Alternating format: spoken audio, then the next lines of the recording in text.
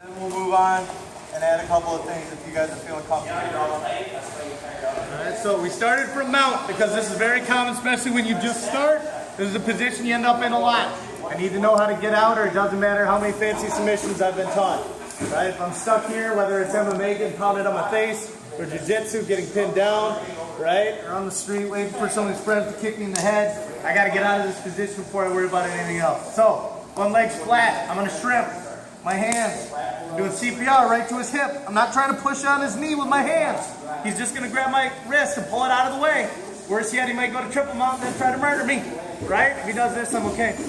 Okay, so I'm using that frame, pushing his knee down towards my legs. I'm not pushing out where he can just flare and let his foot come up into triple mount.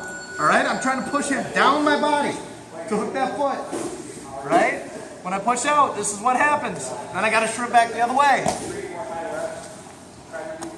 All right, so CPR, out, push that foot, I'm gonna hook it, right? I keep tripping, keep my hands in that same position, push on his leg as I move out from under it. And I got my underhook right away. My head goes where? Belly. My other hand is where? What? Forehead. Yep, either on my forehead or controlling his bicep. If I don't, we went over that a week ago, he's gonna cross-face me. Right? Now he's attacking me, I'm not attacking him. So I'm controlling his arm, I'm controlling my underhook. I've got options from here. My first option, we went over last week, is I'm lifting that elbow, and I'm gonna peel his foot out. Starting to turn his hips. My safe hand here, my head's in his belly, so I'm good. I'm gonna dig underneath and grab his foot. Grabbing his little toe as I pull his foot out of the way. I reach past his hips as I pull his foot towards me and take him up on top. Second option. All right, back in the half guard. All right, he braces out, he keeps his feet away. Okay, he knows I've already done that to him once or twice. He got back on top. He's gonna keep his feet away from me. Fine. I push on his knee. I shrimp through, back into full guard. Now I can attack from here. Third option. I went for my re-guard. He kept his knee tight, right? Got him up, and I got his foot.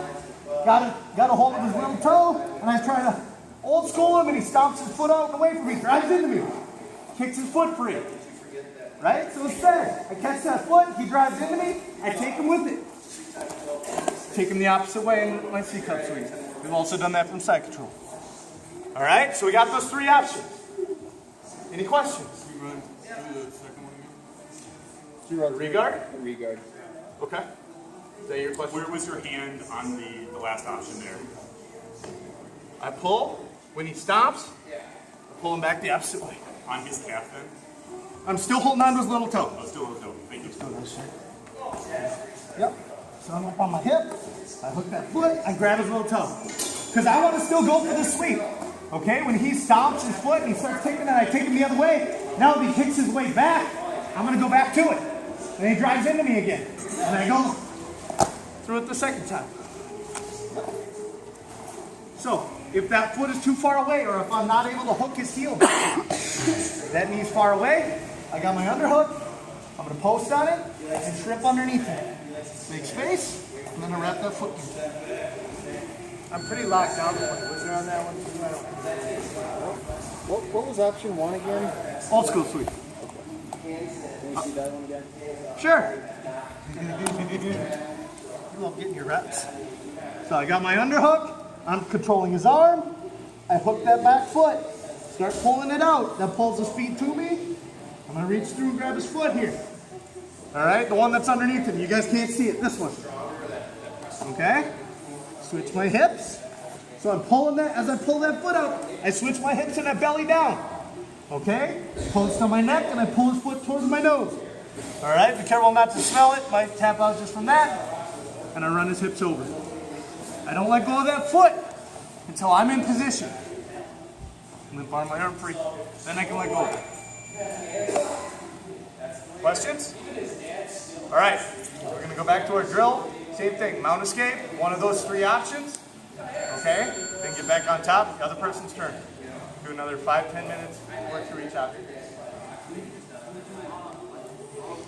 No, but he can't. No, don't be sorry. I'd rather you ask me now than later. John's gonna knock me over. Visit me so I can't hit him. If I do, I fall over. You see that little toe here for him to grab onto? He pulls that foot through. Now he's in side control. So now he's gonna mount.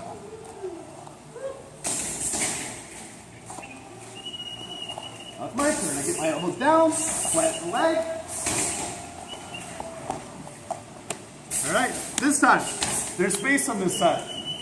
Okay, I'll wait for him to come around. So this time, my head's in his belly. There's a lot of space, and I was able to get my hand in between our legs. I'm gonna start shrimping underneath. I also like to use this back leg to hook his ankle, just like I did for my old school, or just like I would for my C cup, just to keep him from running away. All right, helps me control his hips a little bit as I shrimp underneath. Okay? Then I'm going to sweep him so I'm back and mount, and then it's his turn. If you're going to go with the regard option, we got to have a sweep from there so we can get back on top. Pulls my foot out, grabs my little toe. He tries the old school, I drive into him, and he takes me over. Cool? All right, with your partner. 1, 2, 3.